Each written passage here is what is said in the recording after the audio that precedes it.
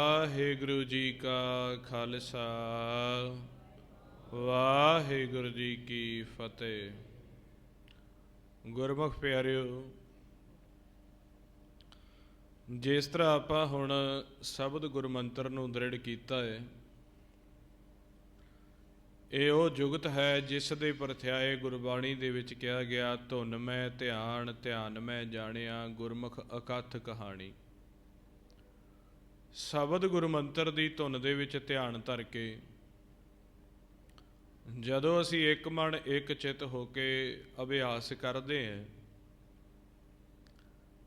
ਤਾਂ ਜਿਹੜੀ ਸ਼ਬਦ ਦੀ ਆਵਾਜ਼ ਹੈ ਇਹ ਆਪਣੇ ਮੁਖ ਦੇ ਵਿੱਚੋਂ ਨਿਕਲ ਕੇ ਆ ਸਾਹਮਣੇ ਖਾਲੀ ਖਲਾ ਦੇ ਵਿੱਚ ਜਾ ਰਹੀ ਹੈ। ਸਾਡਾ ਜਿਹੜਾ ਸਵਾਸ ਹੈ ਅਸੀਂ ਨਾਸਕਾ ਦੇ ਰਾਹੀਂ ਲੈ ਰਹੇ ਹਾਂ ਤੇ ਉਹ ਸਵਾਸ ਵੀ ਇਸ ਖਾਲੀ ਖਲਾ ਦੇ ਵਿੱਚੋਂ ਆ ਰਿਹਾ। ਇਹ ਆਵਾਜ਼ ਵੀ ਸਾਡੀ ਮੁਖ ਤੋਂ ਇਸ ਖਾਲੀ ਦੇ ਵਿੱਚ ਆ ਗਈ, ਸਵਾਸ ਵੀ ਇੱਥੋਂ ਖਾਲੀ ਚੋਂ ਜਾ ਰਿਹਾ। ਇਸ ਨੂੰ ਮਹਾਰਾਜ ਗੁਰਬਾਣੀ ਨੇ ਕਿਹਾ ਆ ਖੁੱਲੇ ਹੱਟ ਹੋਆ ਵਪਾਰ। ਇਸ ਨੂੰ ਖੁੱਲਾ ਹੱਟ ਕਿਹਾ ਗਿਆ। ਇਸ ਨੂੰ ਗੁਰਬਾਣੀ ਦੇ ਵਿੱਚ ਸੱਚਖੰਡ ਵੀ ਕਿਹਾ ਗਿਆ। ਮਹਾਰਾਜ ਕਹਿੰਦੇ ਸੱਚਖੰਡ ਵਸੈ ਨਿਰੰਕਾਰ, ਕਰ ਕਰ ਵੇਖੇ ਨਦਰ ਨਿਹਾਲ। ਤੇ ਉਹ ਸੱਚਖੰਡ ਦੀ ਕੀ ਨਿਸ਼ਾਨੀ ਹੈ? ਕਹਿੰਦੇ ਤਿੱਥੈ ਖੰਡ ਮੰਡਲ ਵਰਪੰਡ, ਜੇ ਕੋ ਕਥੈ ਤੈ ਅੰਤ ਨ ਅੰਤ। ਤਿੱਥੈ ਲੋਇ ਲੋਇ ਆਕਾਰ, ਜਿਵ ਜਿਵ ਹੁਕਮ ਤਿਵੈ ਤਿਮਕਾਰ। ਕਹਿੰਦੇ ਉਸ ਸੱਚਖੰਡ ਦੇ ਵਿੱਚ, ਸੱਚਖੰਡ ਤੋਂ ਭਾਵ ਹੈ ਜਿੱਥੇ ਅਕਾਲ ਪੁਰਖ ਪ੍ਰਕਾਸ਼ ਰੂਪ ਹੋ ਕੇ ਆਪ ਬੈਠੇ ਹੈ। ਉਸ ਸੱਚਖੰਡ ਦੇ ਵਿੱਚ ਮਹਾਰਾਜ ਕਹਿੰਦੇ ਅਨੇਕਾਂ ਧਰਤੀਆਂ ਘੁੰਮ ਰਹੀਆਂ, ਅਨੇਕਾਂ ਆਕਾਰ ਘੁੰਮ ਰਹੇ ਹੈ। ਉਸ ਧਰਤੀ ਦੇ ਵਿੱਚ ਉਸ ਸੱਚਖੰਡ ਦੇ ਵਿੱਚ 84 ਲੱਖ ਜੂਨ ਧਰਤੀਆਂ, ਸਾਰੇ ਆਕਾਸ਼ ਖੰਡ ਮੰਡਲ ਵਰਪਾਂਡੇ ਹੈ। ਹੁਣ ਆਪਾਂ ਧਰਤੀ ਦੇ ਉੱਪਰ ਬੈਠੇ ਹਾਂ ਤੇ ਸਾਡੀ ਧਰਤੀ ਇਸ ਖਾਲੀ ਖੁੱਲੇ ਅਸਮਾਨ ਦੇ ਵਿੱਚ ਘੁੰਮ ਰਹੀ ਹੈ। ਆ ਸਾਰਾ ਖਾਲੀ ਖਲਾ ਹੈ ਜਿਹੜਾ ਇਹ ਸੱਚਖੰਡ ਕਿਹਾ ਗਿਆ ਜਪਜੀ ਸਾਹਿਬ ਦੇ ਵਿੱਚ। ਇਸ ਦੇ ਵਿੱਚ ਸੱਚੇ ਪਾਤਸ਼ਾਹ ਦੀ ਜੋਤ ਸਮਾਈ ਹੋਈ ਹੈ। ਇਹ ਖਾਲੀ ਦੇ ਵਿੱਚ ਗੁਰੂ ਗੋਬਿੰਦ ਸਿੰਘ ਜੀ ਮਹਾਰਾਜ ਕਹਿੰਦੇ ਹੈ, ਜਿਮੀ ਜਮਾਨ ਕੇ ਵਿਖੈ ਸਮਸਤ, ਏਕ ਜੋਤ ਹੈ, ਨਾ ਘਾਟ ਹੈ ਨਾ ਬਾੜ ਹੈ, ਨਾ ਘਾਟ ਬਾੜ ਹੋਤ ਹੈ। ਜਿਮੀ ਨੂੰ ਕਿਹਾ ਧਰਤੀ ਨੂੰ, ਜਮਾਨ ਕਿਹਾ ਅਸਮਾਨ ਨੂੰ, ਵਿਖੇ ਸਮਸਤ ਆ ਸੈਂਟਰ ਦੇ ਵਿੱਚ। ਜਲ ਥਲ ਮਹੀਲ, ਮਹੀਲ ਕਹਿ ਦਿੱਤਾ ਆ ਸੈਂਟਰ ਵਿਚਕਾਰ ਨੂੰ। ਕਹਿੰਦੇ ਇਹਦੇ ਵਿੱਚ ਇੱਕ ਜੋਤ ਹੈ। ਜਲ ਥਲ ਮਹੀਲ ਭਰਪੂਰ ਲੀਣਾ, ਤੂੰ ਆਪੇ ਸਰਬ ਸਮਾਣਾ। ਜਿਮੀ ਜਮਾਨ ਦੇ ਸੈਂਟਰ ਦੇ ਵਿੱਚ ਕਿਹਾ ਇੱਕ ਜੋਤ ਹੈ। ਸੱਚੇ ਪਾਤਸ਼ਾਹ ਜੀ ਕਹਿੰਦੇ ਵਿਖੇ ਸਮਸਤ ਇੱਕ ਜੋਤ ਹੈ। ਕਹਿੰਦੇ ਨਾ ਘਟਦੀ ਹੈ ਨਾ ਵੱਧਦੀ ਹੈ। ਜਿਸ ਤਰ੍ਹਾਂ ਸੂਰਜ ਦਾ ਪ੍ਰਕਾਸ਼ ਸੁਬਹ ਉਸ ਦੀ ਚੰਦੌਰੀ ਘੱਟ ਹੋਏਗੀ, ਦੁਪਹਿਰ ਨੂੰ ਹੋਰ ਵੱਧ ਹੋਏਗੀ, ਸ਼ਾਮ ਨੂੰ ਫਿਰ ਘਟ ਕੇ ਰਾਤ ਨੂੰ ਛਿਪ ਜਾਂਦਾ ਹੈ। ਚੰਦਰਮਾ ਦੀ ਰੋਸ਼ਨੀ ਵੀ ਘਟਦੀ ਵੱਧਦੀ ਰਹਿੰਦੀ ਹੈ ਸਮੇਂ ਦੇ ਮੁਤਾਬਕ। ਇਸ ਤਰ੍ਹਾਂ ਕਹਿੰਦੇ ਜਿਹੜੀ ਇੱਥੇ ਜੋਤ ਹੈ, ਜੋ ਸੱਚ ਬੈਠੇ ਆ ਇਸ ਖੰਡ ਦੇ ਵਿੱਚ, ਇਹ ਘਟਦੀ ਵੱਧਦੀ ਨਹੀਂ। ਆਪਾਂ ਕਹਿੰਦੇ ਇਸ ਜੋਤ ਦੇ ਸਨਮੁਖ ਹੋਣਾ। ਮਹਾਰਾਜ ਕਹਿੰਦੇ ਇਸ ਜੋਤ ਦੇ ਜਿਹੜੇ ਸਨਮੁਖ ਹੋ ਗਏ ਉਹਨਾਂ ਦਾ ਆਵਾਗਮਨ ਇਸ ਸੰਸਾਰ ਦੇ ਵਿੱਚੋਂ ਖਤਮ ਹੋ ਜਾਂਦਾ ਹੈ। ਇਸ ਜੋਤ ਦੇ ਪ੍ਰਗਟ ਹੋਣ ਤੇ ਅਸੀਂ ਇਹਦੇ ਸਨਮੁਖ ਹੋ ਸਕਦੇ ਹਾਂ।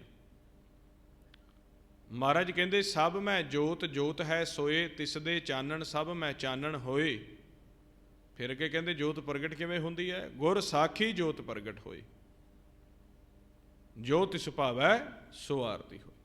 ਮਹਾਰਾਜ ਕਹਿੰਦੇ ਜਿੰਨੀ ਦੇਰ ਤੱਕ ਗੁਰੂ ਦੀ ਸਾਖੀ ਦੇ ਵਿੱਚ ਤੁਸੀਂ ਸੁਰਤੀ ਨਹੀਂ ਜੋੜਦੇ,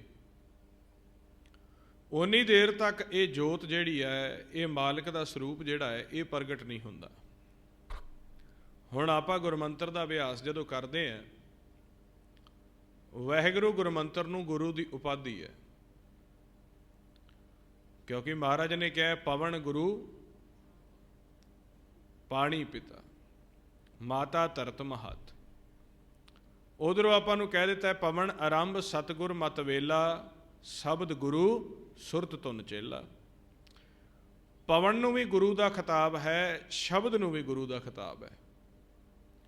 ਤੇ ਜਦੋਂ ਆਪਾਂ ਵਾਹਿਗੁਰੂ ਸ਼ਬਦ ਦਾ ਉਚਾਰਨ ਇਸ ਜੀਭਾ ਦੇ ਰਾਹੀਂ ਕਰਦੇ ਹਾਂ, ਇਸ ਗੁਫਾ ਦੇ ਵਿੱਚੋਂ ਪੌਣ ਦਾ ਵਾਜਾ ਆਪਾਂ ਵਜਾਉਂਦੇ ਹਾਂ, ਜਿਹਨੂੰ ਮਹਾਰਾਜ ਕਹਿੰਦੇ ਹਰ ਜੀਓ ਗੁਫਾ ਅੰਦਰ ਰੱਖ ਕੇ ਵਾਜਾ ਪੌਣ ਵਜਾਇਆ। ਉਹ ਕਿਹੜੀ ਗੁਫਾ ਹੈ? ਆ ਮੁੱਖ ਤੋਂ ਲੈ ਕੇ ਆ ਨਾਭ ਤੱਕ ਇਹ ਸਾਰੀ ਗੁਫਾ ਹੈ।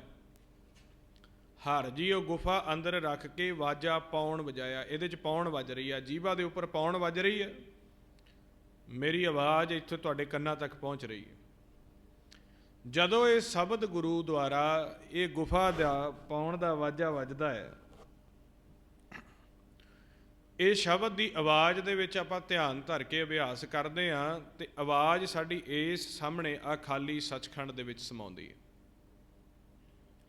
ਜਦੋਂ ਅਸੀਂ ਇਕਾਗਰ ਬਿਰਤੀ ਦੇ ਨਾਲ ਗੁਰਮੰਤਰ ਦਾ ਪਿੱਛਾ ਕਰਦੇ ਹਾਂ, ਉਸ ਦੀ ਆਵਾਜ਼ ਨੂੰ ਸੁਣਦੇ ਹਾਂ, ਸੁਣਦਿਆਂ ਸੁਣਦਿਆਂ ਸਾਡੇ ਜਿਹੜੇ ਮਨ ਦੇ ਵਿਚਾਰ ਦੂਰ ਹੁੰਦੇ ਜਾਂਦੇ ਆ ਤੇ ਜਿਹੜੀ ਇਹ ਸ਼ਬਦ ਦੀ ਆਵਾਜ਼ ਦੇ ਵਿੱਚ ਜਦੋਂ ਮਨ ਮਗਨ ਹੋਣ ਲੱਗ ਜਾਂਦਾ ਹੈ, ਸੁਰਤੀ ਮਗਨ ਹੁੰਦੀ ਹੈ, ਹੌਲੀ ਹੌਲੀ ਸਾਡੀ ਆਵਾਜ਼ ਸਹਿਜ ਹੋ ਜਾਂਦੀ ਹੈ। ਪਹਿਲੋਂ ਅਸੀਂ ਬੈਖਰੀ ਭਾਸ਼ਾ ਦੇ ਵਿੱਚ ਅਭਿਆਸ ਕਰ ਰਹੇ ਸੀ, ਫਿਰ ਜਦੋਂ ਸਾਡੀ ਸੁਰਤੀ ਤੇ ਸ਼ਬਦ ਦਾ ਮਿਲਾਪ ਹੋ ਗਿਆ,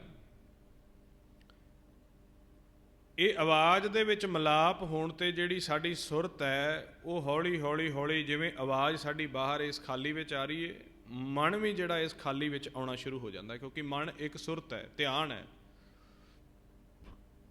ਜਦੋਂ ਅਸੀਂ ਗੁਰਮੰਤਰ ਦੀ ਧੁਨ ਦੇ ਵਿੱਚ ਧਿਆਨ ਦਿੰਦੇ ਹਾਂ, ਜਿਹੜਾ ਇਹ ਬਚਨ ਕੀਤਾ ਹੈ, ਧੁਨ ਮੇ ਧਿਆਨ ਧਿਆਨ ਮੇ ਜਾਣਿਆ ਗੁਰਮੁਖ ਅਕਥ ਕਹਾਣੀ। ਅਕਥ ਜਿਹੜਾ ਅੱਜ ਤੱਕ ਕਿਸੇ ਨੇ ਬੁੱਝਿਆ ਨਹੀਂ। ਜਦੋਂ ਆਪਾਂ ਧੁਨ ਦੇ ਵਿੱਚ ਵਾਹਿਗੁਰੂ ਗੁਰਮੰਤਰ ਦੀ ਆਵਾਜ਼ ਦੇ ਵਿੱਚ ਧਿਆਨ ਦਿੰਦੇ ਹਾਂ, ਆਵਾਜ਼ ਦੇ ਵਿੱਚ ਧਿਆਨ ਰੱਖਦਿਆਂ ਰੱਖਦਿਆਂ ਆਵਾਜ਼ ਸਹਿਜ ਹੋ ਕੇ ਬਾਹਰ ਆ ਰਹੀ ਹੈ, ਸਾਡਾ ਮਨ ਵੀ ਇਹਨਾਂ 9 ਦਰਵਾਜ਼ਿਆਂ ਤੋਂ ਬਾਹਰ ਇਸ ਖਾਲੀ ਦੇ ਵਿੱਚ ਆ ਜਾਂਦਾ ਹੈ, ਸਹਿਜ ਵਿੱਚ ਆ ਜਾਂਦਾ ਹੈ, ਜਿਸ ਨੂੰ ਕਹਿੰਦੇ ਨੇ ਹਰ ਜੀਓ ਗੁਫਾ ਅੰਦਰ ਰੱਖ ਕੇ ਵਾਜਾ ਪੌਣ ਵਜਾਇਆ, ਵਜਾਇਆ ਵਾਜਾ ਪੌਣ 9 ਦੁਆਰੇ ਪ੍ਰਗਟ ਕੀਏ, 10ਵਾਂ ਗੁਪਤ ਰਖਾਇਆ। ਗੁਰਦੁਆਰੇ ਲਾਏ ਭਾਵਨੀ, ਇੱਕ ਨਾ 10ਵਾਂ ਦੁਆਰ ਦਿਖਾਇਆ, ਤਹ ਅਨੇਕ ਰੂਪ ਨਾਉ ਨਵਨਿਤ ਜਿਸ ਕਾ ਅੰਤ ਨਾ ਜਾਈ ਪਾਇਆ। ਹੁਣ 9 ਦਰਵਾਜ਼ੇ ਤਾਂ ਆਪਾਂ ਨੂੰ ਦਿਖਦੇ ਆ, 2 ਨੇਤਰ, ਨਾਸਕਾ, ਕੰਨ, ਮੁਖ, ਸਾਡੀਆਂ ਹੱਥਾਂ ਤੇ ਬਾਹਾਂ, ਸਾਡੇ ਲੱਤਾਂ, ਮਾਲਮੂਤ ਇੰਦਰੀਆਂ। ਪਰ ਮਹਾਰਾਜ ਸੱਚੇ ਪਾਤਸ਼ਾਹ ਕਹਿੰਦੇ 10ਵਾਂ ਜਿਹੜਾ ਗੁਪਤ ਹੈ, ਉਹ ਜਦੋਂ ਅਸੀਂ ਗੁਰੂ ਦੀ ਸ਼ਰਨ ਦੇ ਵਿੱਚ ਆ ਕੇ ਭਾਵਨਾ ਦੇ ਨਾਲ ਬੈਠਦੇ ਹਾਂ, ਤੇ ਗੁਰੂ ਸਾਡਾ ਕੌਣ ਹੈ? ਸ਼ਬਦ ਗੁਰੂ। ਗੁਰਦੁਆਰੇ ਲਾਏ ਭਾਵਨੀ, ਇੱਕ ਨਾ 10ਵਾਂ ਦੁਆਰ ਦਿਖਾਇਆ। ਉੱਥੋਂ ਫਿਰ ਸਾਡੀ ਸੁਰਤੀ ਸ਼ਬਦ ਗੁਰੂ ਦਾ ਪਿੱਛਾ ਕਰਦੀ ਕਰਦੀ ਉਸ 10ਵੇਂ ਘਰ ਦੇ ਵਿੱਚ ਜਾਂਦੀ ਹੈ, ਜਿੱਥੇ ਮਹਾਰਾਜ ਕਹਿੰਦੇ ਤਹ ਅਨੇਕ ਰੂਪ ਨਾਉ ਨਵ ਨਿਧ ਇਸ ਕਾ ਅੰਤ ਨਾ ਜਾਈ ਪਾਇਆ।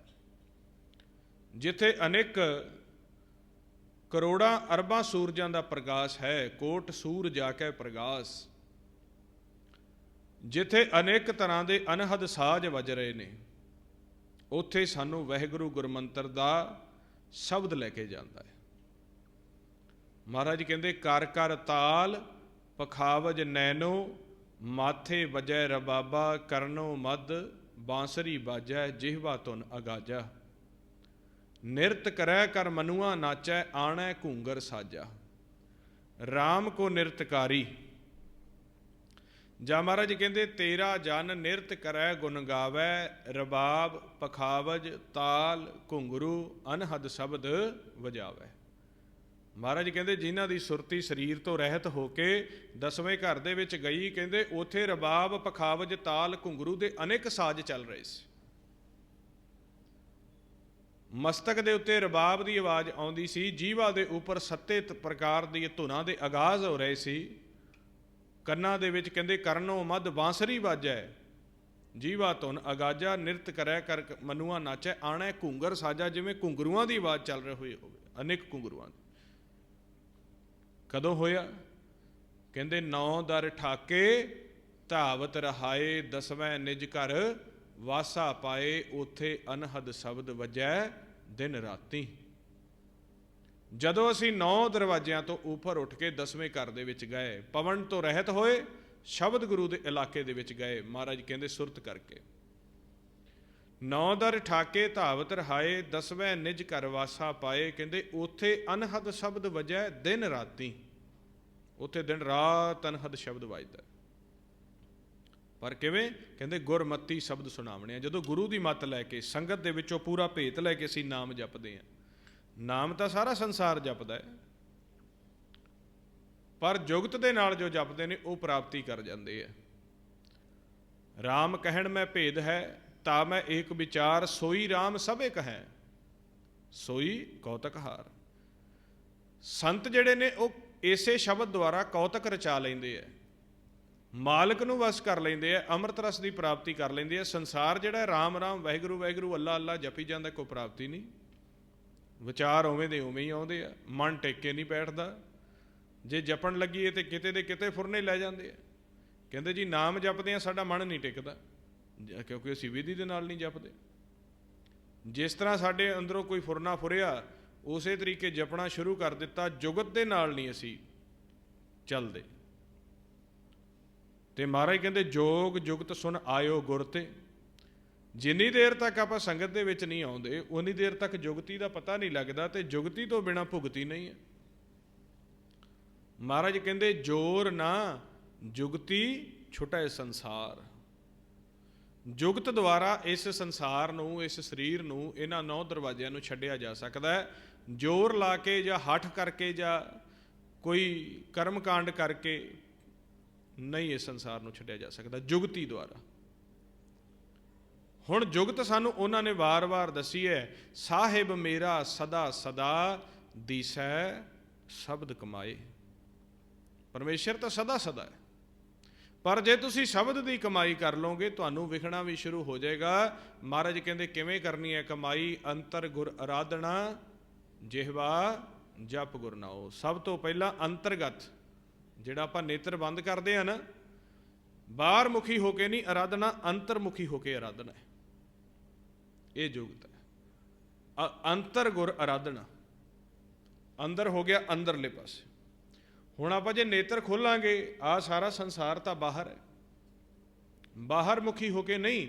ਕਿਉਂਕਿ ਜੇ ਅਸੀਂ ਨੇਤਰ ਖੋਲ ਕੇ ਅਭਿਆਸ ਕਰਦੇ ਹਾਂ ਤਾਂ ਸਾਰੇ ਸਾਨੂੰ ਆਕਾਰ ਦਿਖੀ ਜਾਂਦੇ ਆ, ਇਨਸਾਨ ਦਿਖੀ ਜਾਂਦੇ ਆ, ਸਾਡਾ ਮਨ ਬਾਹਰ ਛੱਡਦਾ ਨਹੀਂ। ਅੰਦਰ ਦਾ ਖੇਲ ਕੀ ਪਤਾ ਲੱਗੇਗਾ? ਜੋ ਮਹਾਰਾਜ ਕਹਿੰਦੇ ਮਸਤਕ ਦੇ ਉੱਪਰ ਪ੍ਰਕਾਸ਼ ਰੂਪ ਮਾਲਕ ਬੈਠਾ ਹੈ, ਮਸਤਕ ਪਦਮ ਦੁਆਲੇ ਮਣੀ, ਮਾਹੇ ਨਿਰੰਜਨ ਤ੍ਰੈ ਭਵਨ ਧਣੀ, ਪੰਜ ਸ਼ਬਦ ਨਿਰਮਾਇਲ ਵਾਜੇ, ਢੁਲਕੇ ਚਵਰ ਸੰਕਣ ਗਾਜੇ। ਜਿਹੜਾ ਮਹਾਰਾਜ ਕਹਿ ਰਹੇ ਘਰ ਮੈਂ ਘਰ ਦਿਖਾਏ ਦੇ, ਸੋ ਸਤਿਗੁਰ ਪੁਰਖ ਸੁਜਾਨ, ਪੰਜ ਸ਼ਬਦ ਤੁਨ ਘਰ, ਧੁਨ ਤਹਿ ਬਾਜੈ ਸ਼ਬਦ ਨਿਸ਼ਾਨ। ਜਿਹੜਾ ਇਸ ਸਰੀਰ ਰੂਪੀ ਘਰ ਦੇ ਵਿੱਚ ਹੋਰ ਦੂਸਰਾ ਸੂਖਮ ਘਰ ਹੈ, ਉਹ ਸਤਿਗੁਰ ਨੇ ਸਾਨੂੰ ਦਿਖਾਉਣਾ ਹੈ। ਕਦੋਂ ਦਿਖਾਊਗਾ? ਜਦੋਂ ਅਸੀਂ ਅੰਤਰਮੁਖੀ ਨੇਤਰ ਬੰਦ ਕਰਕੇ ਬੈਠਾਂਗੇ। ਘਰ ਮੈਂ ਘਰ ਦਿਖਾਏ ਦੇ, ਸੋ ਸਤਿਗੁਰ ਪੁਰਖ ਸੁਜਾਨ। ਤੇ ਉਹ ਘਰ ਦੀ ਨਿਸ਼ਾਨੀ ਕੀ ਹੈ? ਕਹਿੰਦੇ ਪੰਜ ਸ਼ਬਦ ਤੁਨ ਘਾਰ, ਧੁਨ ਤਹਿ ਬਾਜੈ ਸ਼ਬਦ ਨਿਸ਼ਾਨ। ਉੱਥੇ ਪੰਜਾਂ ਸ਼ਬਦਾਂ ਦੀ ਧੁਨਕਾਰ ਚੱਲ ਰਹੀ ਹੈ, ਸਹਿਜ ਧੁਨ ਚੱਲ ਰਹੀ ਹੈ। ਉਹ ਪੰਜ ਸ਼ਬਦ ਕੋਈ ਦ੍ਰਿਸ਼ਟਮਾਨ ਸੰਸਾਰ ਦੇ ਭਾਸ਼ਾ ਦੇ ਅੱਖਰ ਨਹੀਂ ਹੈਗੇ। ਆਪਾਂ ਕਹੀਏ ਵੀ ਜਾਂ ਕੋਈ ਇੱਥੋਂ ਦੇ ਕੋਈ ਪੰਜ ਸ਼ਬਦ ਚੱਲਦੇ ਆ, ਧੁਨਾਤਮਕ ਰੂਪ ਪੰਜ ਸ਼ਬਦ ਚੱਲਦੇ ਆ। ਕਿਸੇ ਭਾਸ਼ਾ ਵਿੱਚ ਪੰਜਾਬੀ, ਹਿੰਦੀ, ਇੰਗਲਿਸ਼ ਵਿੱਚ ਨਹੀਂ ਸ਼ਬਦ ਚੱਲਦੇ।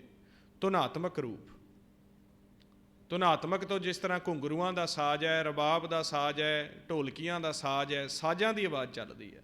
ਵਾਜੇ ਪੰਜ ਸ਼ਬਦ ਤਿਤ ਘਰ ਸੁਭਾਗੇ, ਘਰ ਸੁਭਾਗੇ ਸ਼ਬਦ ਵਾਜੇ ਕਲਾ ਜਿਤ ਕਰ ਧਾਰੀਆਂ। ਉਹ ਸਾਡੀ ਦੇਹੀ ਦੇ ਵਿੱਚ ਆ। ਗੁਰੂ ਨਾਨਕ ਦੇ ਘਰ ਨੇ ਇਹ ਅਨਹਦ ਭਗਤੀ ਕਰਨ ਦਾ ਹੋਕਾ ਸਾਨੂੰ ਦਿੱਤਾ ਹੈ। ਗੁਰੂ ਨਾਨਕ ਸੱਚੇ ਪਾਤਸ਼ਾਹ ਜੀ ਦੇ ਘਰ ਨੇ ਇਹ ਅਨਹਦ ਭਗਤੀ ਕਰਨ ਦੇ ਸਾਨੂੰ ਤੌਰ ਤਰੀਕੇ ਦੱਸੇ ਆ। ਕਿਉਂਕਿ ਚਾਰੇ ਵਰਨਾਂ ਦੇ ਵਿੱਚੋਂ ਕੋਈ ਵੀ ਕਰ ਸਕਦਾ, ਇਨਸਾਨ ਹੋਣਾ ਚਾਹੀਦਾ। ਮਹਾਰਾਜ ਨੇ 10ਵੇਂ ਘਰ ਦੀ ਗੱਲ ਕਿਸੇ ਖਾਸ ਖਿੱਤੇ ਜਾਂ ਕਿਸੇ ਖਾਸ ਜਾਤ ਦੇ ਬਾਰੇ ਨਹੀਂ ਕਹੀ ਵੀ ਇਹਦੇ ਵਿੱਚ 10ਵਾਂ ਘਰ ਹੈ, ਇਹਦੇ ਵਿੱਚ 10ਵਾਂ ਘਰ ਨਹੀਂ ਹੈ। ਗੁਰੂ ਨਾਨਕ ਦੇਵ ਕਹਿੰਦੇ ਆ ਇਨਸਾਨ ਦੇ ਜਾਮੇ ਦੇ ਵਿੱਚ ਹੋਣਾ ਚਾਹੀਦਾ। ਉਹ 10ਵੇਂ ਘਰ ਦੀ ਪ੍ਰਾਪਤੀ ਕਰ ਸਕਦਾ ਜੇਕਰ ਜੁਗਤੀ ਦੇ ਨਾਲ ਚੱਲੇ। ਇਨਸਾਨ ਹਿੰਦੂ ਵੀ ਹੈ, ਮੁਸਲਮਾਨ ਵੀ ਹੈ, ਸਿੱਖ ਵੀ ਹੈ, ਈਸਾਈ ਵੀ ਹੈ, ਜੈਨੀ, ਬੋਧੀ, ਜਿੰਨੇ ਵੀ ਧਰਮ ਨੇ।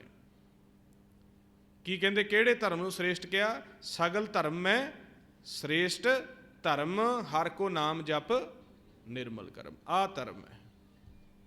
आ फोन बंद करके बैठो। साध संगत की बहुत वड्डी महिमा है, जिहड़ा असीं वार-वार इहदे विच अगे बैठ के फोन ना इहनूं बंद कर लो। महाराज कहते सगल धर्म में श्रेष्ठ धर्म हर को नाम जप निर्मल करम। महाराज कहते इंसान के जामे दे विच होना चाहिए, चाहे खत्तरी होवे, ब्राह्मण होवे, सूद होवे, वैस होवे। खत्तरी, ब्राह्मण, सूद, वैस उपदेश चौ वर्ना को साझा। गुरमुख नाम जपै उधरै सो कल मैं घट घट नानक मांझा। महाराज कहते जो भी शब्द गुरु की आराधना करेगा, आराधना करदियां करदियां धुन दे विच ध्यान रख के आप दे अंतरमुखी जाएगा। अंतर गुर आराधना किवें आराधना? जिहवा जप गुर नाओ। सब तो पहला जीवा दे नाल जपना है, ये जुगती है, सिख लो। अंतर गुर आराधना, जिहवा जप गुर नाओ। फिर अगे की कहते नेत्री सतगुर वेखना, श्रवणी सुनना गुर नाओ। जदों आपां पूरा सावधान होके एकाग्रचित होके मुख दे विचों वाहिगुरू दा अभ्यास करते हैं ना, जिवें उच्ची बोल के आपां कर रहे सी, नेत्र बंद कर लेने आ, तां सामने किसी भी फोटो का, किसी भी आकार का ध्यान नहीं लेना। जिवें नेत्र बंद कर लै, विधि दसी है अंतर, अखां बंद कर लियां तो असीं अंतरमुखी हो गए। हुण जिहवा दे नाल नाम जप रहे हैं, वाह गुरु वाह गुरु, ये विधि शुरू हो गई जीवा नाल। कहते नेत्री सतगुर पेखना, जिहड़ा ये नेत्रां दा ध्यान है, साडा मन का ध्यान है, ये सामने रखना आ। क्योंकि जिवें जिवें तुसीं शब्द जपोगे, जे सतगुर किरपा करनगे तो शब्द द्वारा ही इत्थे नेत्रां दे सामने प्रकाश होएगा। उस प्रकाश च ध्यान रखना। कहते श्रवणी सुनना गुर नाओ। जदों जीवा द्वारा बोल रहे हैं, वो आवाज़ साडे कन्नां दे विच जांदी है। कहते कन्नां दा ओहदी आवाज़ का ध्यान रखना, नेत्रां दे विच सामने ध्यान रखना, उत्थे प्रकाश होना, ते नाल जो अंदर अनहद बाणी का साज चलदा है उस दा ध्यान रखना। ये जुगती है। अंतर गुर आराधना, जिहवा जप गुर नाओ। नेत्री सतगुर पेखना, श्रवणी सुनना गुर नाओ। फिर अगे की कहते सतगुर सेती रत्या, जो इस तरह जुगती कमाएगा, कहते दरगाह पाई है ठाओ, उन्होंने दरगाह जगह मिलती है। कि आप इस तरह जाप करते हैं या नहीं? गुरबाणी गुरु सानू इस तरह कह रहे हैं भी इस तरह करो। जिहवा जपे ना नाम तिल तिल कर कट गया। जीवा दे नाल नाम जपना तो शुरुआती तौर पर लाजमी है। फिर जदों जीवा दे नाल जप जप के साडे रोमां दे विच वसदा है, साडे मन दे विच, साडे हिरदे दे विच, साडे तन दे विच वस जांदा है। ये जाप साडे ज्ञान इंद्रे, कर्म इंद्रे, गुरमंत्र दे अभ्यास दे प्रति मन जाते हैं। उदों फिर साडे हिरदे हर हर हर धुन उपजी, मन उपजै सहज बैराग जी। उदों साडे हिरदे विचों आपे धुन चलदी है। ते जिन्नी देर तक शब्द गुरमंत्र वसिया नहीं, फिर अंदर विचार फुरने चलते हैं। जदों आपां जीवा दे नाल जप के नेत्र बंद करके अनहद शब्द नूं सुनते हुए सामने ध्यान रख के अभ्यास करते हैं, ये गुरमत है। बोल बोल के जपना। ते जपना किवें आ? गुण गावत तेरी उतरस मैल, बिन सजाए हौमै बिख फैल, हो अचिंत बसै सुख नाल, सास ग्रास हर नाम संभाल। सवास ग्रास जपना आपां। गुरबाणी गुरु दे विच ही प्रैक्टिकल लिखिया होया है। भगतां ने जिवें नाम जपिया, जिवें सतगुर हुणां ने प्राप्ति की, जिवें संतां साहिबान ने प्राप्ति की, उन्होंने उस तरह दस्सिया भी असी इस तरह गुण गाए, साडे मन की मैल उतरी, ते सवास ग्रास असी गुण गाए। गुरु नानक देव पातशाह भी इस तरह कहते हैं, भरिए मत पापां कै संग, वो धोपै नामे के रंग। भी नाम की रंगत रारा रंगो या मन अपना, हर हर नाम जपो जप जपना। रारा रंगो या मन अपना, हर हर नाम जपो जप जपना। रे रे दरगाह कहे ना कोऊ, आओ बैठ आदर शुभ देऊ। कहते जदों इस जीवा दे नाल हर हर नाम का जप तुसी जपोगे, उदों साडा मन रंगिया जाता है। तो जदों मन रंगिया गया, भरीए मत पापां के संग, वो धोपै नामे के रंग। पापां की मैल उतरदी है। हुण पापां की मैल इन्नी इकट्ठी हुई हुई है, वो मैल ही सानू निंदिया दे लई उकसाउंदी है, वो मैल ही सानू क्रोध दे लई उकसाउंदी है, वो मैल ही सानू काम दे लई उकसाउंदी है, वो मैल ही साडे तो दुबदा कराउंदी है। ਉਹ ਮੈਲ ਹੀ ਸਾਡੇ ਤੋਂ ਤ੍ਰਿਸ਼ਨਾ ਦਾ ਰੋਗ ਲੈ ਕੇ ਆਉਂਦੀ ਹੈ। ਜੇ ਮੈਲ ਉਤਰ ਜਾਵੇ ਤੇ ਮਨ ਨਿਰਮਲ ਹੋ ਜਾਵੇ, ਮਨ ਤੋਂ ਵੱਡਾ ਧਰਮ ਹੀ ਨਹੀਂ ਕੋਈ। ਕਿਉਂਕਿ ਮਹਾਰਾਜ ਸੱਚੇ ਪਾਤਸ਼ਾਹ ਨੇ ਕਿਹਾ, ਇਹ ਮਨ ਸ਼ਕਤੀ ਇਹ ਮਨ ਸੀਓ, ਇਹ ਮਨ ਪੰਚ ਤੱਤ ਕੋ ਜੀਓ। ਜਿੰਨੀ ਦੇਰ ਤੱਕ ਇਹਨੂੰ ਭੇਤ ਨਹੀਂ, ਇਹ ਮਾਇਆ ਰੂਪੀ ਹੋ ਕੇ ਚੱਲਦਾ ਹੈ ਮਨ। ਤੇ ਜਦੋਂ ਮਨ ਨੂੰ ਸ਼ਬਦ ਦਾ ਮੇਲ ਆ ਜਾਂਦਾ, ਸ਼ਬਦ ਦਾ ਭੇਤ ਆ ਜਾਂਦਾ, ਫਿਰ ਕਹਿੰਦੇ ਇਹ ਸ਼ਿਵ ਬਣ ਜਾਂਦਾ ਹੈ, ਪ੍ਰਕਾਸ਼ ਰੂਪੀ ਪਾਰ ਬ੍ਰਹਮ ਬਣ ਜਾਂਦਾ। ਇਹ ਮਨ ਸ਼ਕਤੀ ਇਹ ਮਨ ਸੀਓ, ਇਹ ਮਨ ਕਰਮਾ ਇਹ ਮਨ ਧਰਮਾ, ਇਹ ਮਨ ਪੰਚ ਤੱਤ ਤੈ ਜਨਮ। ਪਹਿਲੋਂ ਇਹ ਮਨ ਕਰਮਸ਼ੀਲ ਹੁੰਦਾ ਹੈ, ਕਰਮ ਪ੍ਰਧਾਨ ਹੁੰਦਾ ਹੈ। ਸੰਗਤ ਵਿੱਚ ਜਾ ਕੇ ਜਦੋਂ ਸੱਚੇ ਕਰਮ ਦੀ ਪਹਿਚਾਣ ਆ ਜਾਂਦਾ ਹੈ, ਸੱਚੇ ਕਰਮ ਦੀ ਪਹਿਚਾਣ ਆ ਜਾਂਦੀ ਹੈ, ਉਦੋਂ ਇਹ ਧਰਮੀ ਬਣ ਜਾਂਦਾ। ਇਹ ਮਨ ਕਰਮਾ ਇਹ ਮਨ ਧਰਮਾ, ਇਹ ਮਨ ਪੰਚ ਤੱਤ ਤੇ ਜਨਮ। ਹੁਣ ਮਨ ਨੂੰ ਅਸੀਂ ਧਰਮੀ ਬਣਾਉਣਾ ਤੇ ਮਹਾਰਾਜ ਕਹਿੰਦੇ, ਰਾਰਾ ਰੰਗੋ ਯਾ ਮਨ ਆਪਣਾ, ਹਰ ਹਰ ਨਾਮ ਜਪੋ ਜਪ ਜਪਣਾ, ਰੇ ਰੇ ਦਰਗਾ ਕਹਿ ਨਾ ਕਹੂ, ਆਓ ਬੈਠ ਆਦਰ ਸੁਭ ਦਿਓ।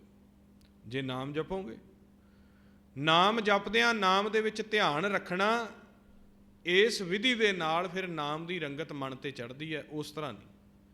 ਤੇ ਜੇ ਆਪਾਂ ਨਾਮ ਜਪ ਰਹੇ ਹਾਂ, ਧਿਆਨ ਫੁਰਨਿਆਂ ਵਿੱਚ ਚਲਿਆ ਗਿਆ, ਫਿਰ ਨਾਮ ਦੀ ਰੰਗਤ ਸਾਡੇ ਮਨ ਤੇ ਨਹੀਂ ਚੜ੍ਹਦੀ। ਨਾਮ ਦਾ ਫਲ ਜਿਹੜਾ ਆ ਉਹ ਡੁੱਲਦਾ ਜਾਂਦਾ ਹੈ, ਇਕੱਠਾ ਨਹੀਂ ਹੁੰਦਾ।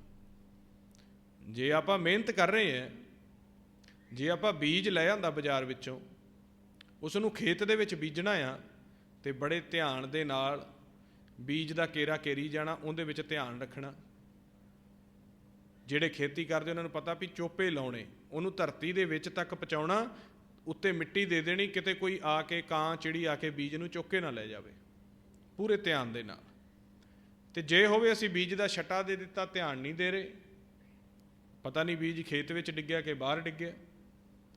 ਇਸ ਤਰ੍ਹਾਂ ਜਦੋਂ ਅਸੀਂ ਨਾਮ ਜਪਦੇ ਹਾਂ, ਨਾਮ ਦੇ ਆਵਾਜ਼ ਵਿੱਚ, ਨਾਮ ਦੀ ਧੁਨ ਵਿੱਚ ਜੇਕਰ ਸਾਡਾ ਧਿਆਨ ਨਾ ਹੋਏਗਾ, ਉਹ ਜਿਹੜਾ ਸਾਡਾ ਬੀਜ ਹੈ, ਉਹ ਜਿਹੜਾ ਸਾਡਾ ਫਲ ਹੈ, ਉਹ ਇਹ ਪੰਜੇ ਦੂਤ ਲੁੱਟ ਲੈਂਦੇ ਆ। ਉਹ ਸਾਡਾ ਜਪ ਦਾ ਜਿਹੜਾ ਹੈ ਫਲ, ਉਹ ਖਤਮ ਹੁੰਦਾ ਜਾਂਦਾ ਨਾਲੋਂ ਨਾਲ। ਉਧਰੋਂ ਤਾਂ ਫੁਰਨੇ ਚੱਲੀ ਜਾ ਰਹੇ, ਕਦੇ ਕੋਈ ਵਿਚਾਰ ਆ ਗਿਆ, ਕਦੇ ਕੋਈ ਵਿਚਾਰ ਆ ਗਿਆ। ਆਪਾਂ ਉਧਰੋਂ ਨਾਮ ਜਪ ਰਹੇ ਹਾਂ, ਤੇ ਨਾਮ ਦੀ ਮਿਹਨਤ ਉਦੋਂ ਸਫਲ ਹੁੰਦੀ ਹੈ ਜਦੋਂ ਆਪਾਂ ਮੁੱਖੋਂ ਬੋਲੀਏ, ਪ੍ਰਭ ਕੀ ਉਸਤਤ ਕਰੋ ਸੰਤ ਮੀਤ, ਸਾਵਧਾਨ ਇਕਾਗਰ ਚੀਤ। ਇਕਾਗਰ ਚਿੱਤ ਹੋ ਕੇ ਕਰੀਏ, ਨੇਤਰ ਬੰਦ ਅੰਤਰਮੁਖੀ, ਮੁੱਖੋਂ ਬੋਲ ਕੇ ਧਿਆਨ ਉਹਦੇ ਵਿੱਚ, ਫਿਰ ਉਹ ਪੂਰੇ ਦਾ ਪੂਰਾ ਫਲ ਮਿਲਦਾ ਹੈ ਸਾਨੂੰ। ਅਸੀਂ ਆਮ ਤੌਰ ਤੇ ਪੁੱਛਦੇ ਹਾਂ ਵੀ ਨਾਮ ਦਾ ਫਲ ਕਿੰਨਾ ਕੁ ਮਿਲਦਾ ਹੈ, ਮੈਨੂੰ ਕਿੰਨਾ ਕੁ ਨਾਮ ਦਾ ਫਲ ਮਿਲਦਾ ਹੈ, ਮੇਰਾ ਨਾਮ ਦਾ ਫਲ ਜੁੜ ਵੀ ਰਿਹਾ ਕਿ ਨਹੀਂ। ਜੇ ਨਾਮ ਦਾ ਅਭਿਆਸ ਕਰਦੇ ਹਾਂ, ਅਸੀਂ ਇਕਾਗਰ ਚਿੱਤ ਹੋ ਕੇ, ਵਿਚਾਰਾਂ ਤੋਂ ਰਹਿਤ ਹੋ ਕੇ ਅਭਿਆਸ ਕਰਦੇ ਹਾਂ, ਧਿਆਨ ਸਾਡਾ ਆਵਾਜ਼ ਵਿੱਚ ਹੁੰਦਾ, ਤੇ ਨਾਮ ਦਾ ਪੂਰਾ 100 ਦਾ 100 ਫਲ ਮਿਲਦਾ। ਉਹ ਸਵਾਸ ਸਾਡੇ ਜਮ੍ਹਾਂ ਹੁੰਦੇ ਆ, ਇੱਕ ਇੱਕ ਦਮ ਸਾਡਾ ਖਜ਼ਾਨੇ ਦੇ ਵਿੱਚ ਜਮ੍ਹਾਂ ਹੁੰਦਾ ਹੈ। ਦਮ ਦਮ ਸਦਾ ਸੰਭਾਲਦਾ, ਦਮ ਨਾ ਬਿਰਥਾ ਜਾਏ, ਉਹ ਬਿਰਥਾ ਨਹੀਂ ਜਾਂਦਾ। ਤੇ ਜੇ ਉਧਰੋਂ ਵਿਚਾਰ ਲਈ ਜਾ ਰਹੇ ਆ, ਇਹ ਸਰੀਰ ਜਿਹੜਾ ਹੈ ਇਹ ਨਾਮ ਜਪ ਕਰ ਰਿਹਾ ਹੈ, ਸਾਡਾ ਮਨ ਜਿਹੜਾ ਹੈ, ਸਾਡੀ ਬਿਰਤੀ ਜਿਹੜੀ ਹੈ ਫੁਰਨਿਆਂ ਦੇ ਵਿੱਚ ਗੁੰਮ ਹੋਈ ਹੋਈ ਹੈ, ਉਹ ਫਲ ਨਹੀਂ ਮਿਲਦਾ। ਉਹ ਸ਼ਬਦ ਦਾ ਬੀਜ ਪੈ ਰਿਹਾ, ਨਾਲੋਂ ਨਾਲ ਉਹਨੂੰ ਪੰਛੀ ਆ ਕੇ ਚੁੱਕ ਕੇ ਲਿਜਾ ਰਹੇ ਆ। ਇਹ ਪੰਜ ਦੂਤ ਪੰਛੀ ਬਣੇ ਹੋਏ ਆ। ਇਸ ਦੇਹੀ ਅੰਤਰ ਪੰਚ ਚੋਰ ਵਸੈ, ਕਾਮ ਕ੍ਰੋਧ ਲੋਭ ਮੋਹ ਅਹੰਕਾਰਾ, ਅੰਮ੍ਰਿਤ ਲੂਟੈ ਮਨਮੁਖ ਨਹੀਂ ਬੂਝੈ, ਕੋਈ ਨਾ ਸੁਣੈ ਪੁਕਾਰਾ, ਅੰਧਾ ਜਗਤ ਅੰਧ ਵਰਤਾਰਾ, ਬਾਜ ਗੁਰੂ ਗੁਬਾਰਾ। ਪੰਜ ਦੂਤ ਨਾਲੋਂ ਨਾਲ ਫਲ ਲੁੱਟਦੇ ਰਹਿੰਦੇ ਆ। ਇਸ ਕਰਕੇ ਸਾਧ ਸੰਗਤ ਬਿਨ ਭਾਵ ਨਹੀਂ ਉਪਜੈ। ਸਾਧ ਸੰਗਤ ਦੇ ਬਿਨਾ ਤਰੀਕਾ ਪਿਆਰ ਪ੍ਰਗਟ ਨਹੀਂ ਹੁੰਦਾ। ਸਾਧ ਸੰਗਤ ਦੇ ਵਿੱਚ ਆ ਕੇ ਜਿਹੜਾ ਅਸੀਂ ਜਪ ਕਰਦੇ ਹਾਂ, ਤਰੀਕਾ ਵੇਖਦੇ ਹਾਂ, ਉਹਦੇ ਮੁਤਾਬਕ ਫਿਰ ਸਾਡੇ ਤੇ ਜਾ ਕੇ ਕਿਰਪਾ ਹੁੰਦੀ ਹੈ। ਹੁਣ ਆਪਾਂ ਸ਼ਬਦ ਦਾ ਅਭਿਆਸ ਧੁਨ ਦੇ ਵਿੱਚ ਧਿਆਨ ਧਰ ਕੇ, ਇਹਦੇ ਵਿੱਚ ਪੂਰਾ ਇਕਾਗਰ ਬਿਰਤੀ ਹੋ ਕੇ ਆਪਦੀ ਆਵਾਜ਼ ਨੂੰ ਸੁਣਦਿਆਂ ਹੋਇਆਂ ਕਰਨਾ ਹੈ। ਜਿਵੇਂ ਆਪਾਂ ਬੈਖਰੀ ਬਾਣੀ ਦੇ ਵਿੱਚ ਅਭਿਆਸ ਕਰਾਂਗੇ, ਕਰਦਿਆਂ ਕਰਦਿਆਂ ਮਨ ਦੇ ਵਿੱਚ ਟਿਕਾਊ ਬਣੂਗਾ। ਪਹਿਲੀ ਸਟੇਜ ਤੇ ਅਸੀਂ ਉੱਚੀ ਅਭਿਆਸ ਇਸ ਕਰਕੇ ਕਰਦੇ ਹਾਂ ਕਿਉਂਕਿ ਮਹਾਰਾਜ ਨੇ ਕਿਹਾ ਵੀ ਵਿਚਾਰ ਬਹੁਤ ਜ਼ਿਆਦਾ ਹੁੰਦੇ ਹੈ, ਫੁਰਨੇ ਬਹੁਤ ਜ਼ਿਆਦਾ ਹੁੰਦੇ ਹੈ। ਇੱਕ ਵਾਰ ਯੁੱਧ ਰੂਪ ਦੇ ਵਿੱਚ ਸਿਮਰਨ ਕਰਨਾ ਹੁੰਦਾ। ਪਾਪੜਿਆਂ ਪਛਾੜ ਬਾਣ ਸਚਾਵਾਂ ਸੰਨ ਕਹਿ, ਗੁਰਮੰਤਰੜਾ ਚਿਤਾਰ ਨਾਨਕ ਦੁੱਖ ਨਾ ਥੀਵੇ। ਇਹ ਸੱਚੇ ਬਾਣ ਨੂੰ ਸੰਨ ਸੰਨ ਕੇ, ਖਿੱਚ ਖਿੱਚ ਕੇ ਮਾਰ ਇਹਨਾਂ ਨੂੰ। ਸੱਚਾ ਬਾਣ ਕਿਹਾ ਗਿਆ ਸ਼ਬਦ ਨੂੰ। ਉੱਚੀ ਆਵਾਜ਼ ਦੇ ਵਿੱਚ ਅਸੀਂ ਅਭਿਆਸ ਕਰਨਾ ਹੁੰਦਾ ਤਾਂ ਕਿ ਸਾਡੇ ਵਿਚਾਰ ਫੁਰਨੇ ਪਾਸੇ ਹਟ ਜਾਣ। ਜਦੋਂ ਵਿਚਾਰ ਪਾਸੇ ਹਟ ਜਾਂਦੇ ਆ ਫਿਰ ਕਹਿੰਦੇ ਆ ਹਰ ਕਾ ਬਿਲੋਵਨਾ ਬਿਲੋਵੋ ਮੇਰੇ ਭਾਈ, ਸਹਿਜ ਬਿਲੋਵੋ ਜੈਸੇ ਤਤ ਨਾ ਜਾਏ। ਫਿਰ ਸਹਿਜ ਦੇ ਵਿੱਚ ਆ ਜਾਣਾ। ਸਹਿਜ ਦੇ ਵਿੱਚ ਜਦੋਂ ਅਸੀਂ ਆ ਗਏ, ਫਿਰ ਆਉਂਦਿਆਂ ਆਉਂਦਿਆਂ ਗੁਰੂ ਅਰਜਨ ਦੇਵ ਪਾਤਸ਼ਾਹ ਕਹਿੰਦੇ ਨੇ ਸੁਨ ਸਮਾਧ ਅਨਹਦ ਤਹਿਨਾਦ, ਕਹਿਣ ਨਾ ਜਾਈ ਅਚਰਜ ਵੀ ਸਮਾਧ। ਫਿਰ ਸੁਨ ਦੇ ਵਿੱਚ ਸਮਾਧੀ ਲਾਉਣੀ ਹੈ। ਸਿਮਰਨ ਕਰਦਿਆਂ ਕਰਦਿਆਂ ਕਰਦਿਆਂ ਜਿੱਥੇ ਅਸੀਂ ਆਪ ਦਾ ਸਰੀਰ ਭੁੱਲ ਗਏ, ਆਪ ਦਾ ਆਸਾ ਪਾਸਾ ਭੁੱਲ ਗਏ, ਇੱਥੋਂ ਤੱਕ ਜਿਹੜੀ ਅਸੀਂ ਆਵਾਜ਼ ਦੇ ਨਾਲ ਸਿਮਰਨ ਕਰ ਰਹੇ ਸੀ ਉਹ ਆਵਾਜ਼ ਵੀ ਬੰਦ ਹੋ ਗਈ ਤੇ ਅੰਤਰਮੁਖੀ ਹੋ ਗਿਆ ਬਿਲਕੁਲ। ਅੰਤਰ ਪੂਜਾ ਥਾਨ ਮੁਰਾਰਾ, ਜੋਤੀ ਜੋਤ ਮਿਲਾਵਣ ਹਾਰਾ। ਸਰੀਰ ਵੀ ਫੁੱਲ ਵਰਗਾ ਹੌਲਾ ਹੋ ਗਿਆ। 9 ਦਰ ਠਾਕੇ ਧਾਵਤ ਰਹਾਏ। 9 ਦਰਾਂ ਨੂੰ ਭੁੱਲ ਗਏ, ਨਾਸਕਾਂ ਨੂੰ ਭੁੱਲ ਗਏ, ਇਹਨਾਂ ਅੱਖਾਂ ਨੂੰ ਭੁੱਲ ਗਏ, ਇਹਨਾਂ ਕੰਨਾਂ ਨੂੰ ਭੁੱਲ ਗਏ। ਅੰਤਰਗਤ ਸਹਿਜ ਵਿੱਚ ਜਦੋਂ ਚਲੇ ਗਏ, ਉੱਥੇ ਫਿਰ ਕੀ ਚੱਲਦਾ ਹੈ? ਕੇਵਲ ਸੁੰਨ ਹੁੰਦੀ ਹੈ। ਸੁੰਨ ਜਿੱਥੇ ਭਾਵ ਕੋਈ ਆਕਾਰ ਨਹੀਂ, ਕੋਈ ਵਿਚਾਰ ਨਹੀਂ, ਸਭ ਬੰਦ ਹੋ ਗਿਆ। ਤੇ ਮਹਾਰਾਜ ਕਹਿੰਦੇ ਸੁੰਨ ਸਮਾਧ, ਉੱਥੇ ਕੀ ਵੱਜੂਗਾ? ਅਨਹਤ ਤਹਿਨਾਦ। ਉੱਥੇ ਅਨਹਤ ਨਾਦ ਵੱਜਦਾ ਸਾਡੇ ਅੰਦਰ। ਇਹਨਾਂ ਕੰਨਾਂ ਤੋਂ ਬਿਨਾਂ ਅੰਦਰ ਸੁਣਦਾ ਹੈ, ਇਹਨਾਂ ਅੱਖਾਂ ਤੋਂ ਬਿਨਾਂ ਅੰਦਰ ਦਿਖਦਾ ਹੈ। ਅੱਖਾਂ ਬਾਝੋਂ ਵੇਖਣਾ, ਵਿਣ ਕੰਨਾਂ ਸੁਣਨਾ, ਪੈਰਾਂ ਬਾਝੋਂ ਚੱਲਣਾ, ਵਿਣ ਹੱਥਾਂ ਕਰਨਾ। ਉੱਥੇ ਸਾਡਾ ਮਨ ਸੂਖਮ ਰੂਪ ਹੋ ਕੇ ਅੰਦਰੋਂ ਅਨਹਦ ਸ਼ਬਦ ਦੀ ਆਵਾਜ਼ ਸੁਣਦਾ ਹੈ, ਅਨਹਦ ਸ਼ਬਦ ਦੀ ਕਹਾਣੀ ਸੁਣਦਾ ਹੈ। ਹਰ ਕੀ ਕਥਾ ਅਨਾਹਦ ਬਾਣੀ, ਅਨਾਹਦ ਬਾਣੀ ਦਾ ਖੇਲ ਸਮਝਦਾ। ਹੰਸ ਹੋਏ ਹੀਰਾ ਲੈ ਪਛਾਣੀ, ਹੰਸ ਬਣ ਕੇ ਉਸ ਦੀ ਪਹਿਚਾਣ ਹੁੰਦੀ ਹੈ। ਸੋ ਇਸ ਕਰਕੇ ਆਪਾਂ ਜਪ ਤਾਂ ਕਰਦੇ ਹਾਂ, ਪਰ ਆਪਾਂ ਜਪ ਇਸ ਤਰੀਕੇ ਦੇ ਨਾਲ ਕਰੀਏ ਕਿ ਸਾਡਾ ਮਨ ਵਿਚਾਰਾਂ ਤੋਂ ਰਹਿਤ ਹੋ ਕੇ ਸੁੰਨ ਦੇ ਵਿੱਚ ਆਸਨ ਲਗਾਵੇ, ਸੁੰਨ ਸਮਾਧ ਦੇ ਵਿੱਚ ਜਾ ਕੇ ਬੈਠੇ, ਉਸ ਅਗੰਮ ਅਗਾਧ ਬ੍ਰਹਿਮੰਡ ਦੇ ਵਿੱਚ ਜਾਵੇ। ਅਗੰਮ ਅਗਾਧ ਸੁਣੋ ਜਨ ਕਥਾ, ਪਾਰ ਬ੍ਰਹਮ ਕੀ ਅਚਰਜ ਸਭਾ। ਉਸ ਅਚਰਜ ਸਭਾ ਦੇ ਵਿੱਚ ਸਾਡਾ ਮਨ ਜਾਣਾ ਚਾਹੀਦਾ। ਤੇ ਜੇ ਆਪਾਂ ਅਭਿਆਸ ਵੀ ਕਰ ਰਹੇ ਹਾਂ, ਸਾਡੇ ਵਿਚਾਰ ਵੀ ਉਸੇ ਤਰੀਕੇ ਚੱਲ ਰਹੇ ਹੈ, ਸਾਡੇ ਮਨ ਦੇ ਵਿੱਚੋਂ ਇਕਾਗਰਤਾ ਵੀ ਜਿਹੜੀ ਆ ਉਹ ਨਹੀਂ ਬਣ ਰਹੀ, ਲੋਭ ਵੀ ਉਵੇਂ ਹੀ ਚੱਲਦਾ ਹੈ, ਹੰਕਾਰ ਵੀ ਉਸੇ ਤਰੀਕੇ ਚੱਲਦਾ ਹੈ, ਮੰਦੇ ਬਚਨ ਕਲੇਸ਼ ਕ੍ਰੋਧ ਖਤਮ ਨਹੀਂ ਹੋਇਆ, ਫਿਰ ਜਪ ਦਾ ਫਲ ਨਹੀਂ ਮਿਲਦਾ ਪਿਆ। ਉਹ ਜਪ ਦਾ ਨਿਫਲ ਹੋ ਰਿਹਾ। ਮਹਾਰਾਜ ਕਹਿੰਦੇ ਕਾਮ ਨਾ ਬਿਸਰਿਓ, ਕ੍ਰੋਧ ਨਾ ਬਿਸਰਿਓ, ਲੋਭ ਨਾ ਛੁਟਕਿਓ ਦੇਵਾ, ਪਰ ਨਿੰਦਾ ਮੁਖ ਤੇ ਨਹੀਂ ਛੁਟਕੀ, ਨਿਹਪਲ ਭਈ ਸਭ ਸੇਵਾ। ਸਾਰੀ ਸੇਵਾ ਫਿਰ ਬਿਰਥੀ ਚਲੀ ਜਾਂਦੀ ਜਦੋਂ ਔਗਣ ਨਹੀਂ ਖਤਮ ਹੋਏ। ਬੈਰ ਵਿਰੋਧ ਕਾਮ ਕ੍ਰੋਧ ਮੋਹ, ਝੂਠ ਵਿਕਾਰ ਮਹਾ ਲੋਭ ਤਰੋ, ਇਹ ਆਹੋ ਜੁਗਤ ਬਿਹਾਨੇ ਕਈ ਜਨਮ। ਜੇ ਔਗਣ ਨਹੀਂ ਖਤਮ ਹੋਏ ਤੇ ਜਪ ਵੀ ਕਰ ਰਹੇ ਹਾਂ ਤੇ ਫਿਰ ਪੜਚੋਲ ਕਰਨ ਦੀ ਲੋੜ ਹੈ। ਵੀ ਮਹਾਰਾਜ ਤਾਂ ਕਹਿੰਦੇ ਆ ਗੁਣ ਗਾਵਤ ਤੇਰੀ ਉਤਰਸ ਮੈਲ, ਤੇ ਮੈਂ ਗੁਣ ਗਾ ਰਿਹਾ, ਮੇਰੀ ਮੈਲ ਕਿਉਂ ਨਹੀਂ ਉਤਰ ਰਹੀ? ਕਿਉਂਕਿ ਜੁਗਤ ਤੋਂ ਬਾਹਰ ਆਪਾਂ ਗੁਣ ਗਾਉਂਦੇ ਹਾਂ, ਜੁਗਤੀ ਤੋਂ ਬਿਨਾਂ ਗਾਉਂਦੇ ਹਾਂ। ਹੁਣ ਉਹ ਜੁਗਤੀ ਆਪਾਂ ਫਿਰ ਦੁਬਾਰਾ ਸਿੱਖਣੀ ਹੈ, ਜਿਸ ਦੀ ਪ੍ਰਾਪਤੀ ਦੇ ਨਾਲ ਸਾਡਾ ਮਨ ਤਨ ਨਿਰਮਲ ਅਤੇ ਇਹ ਸਰੀਰ ਹੰਸ ਬਣ ਜਾਂਦਾ ਹੈ।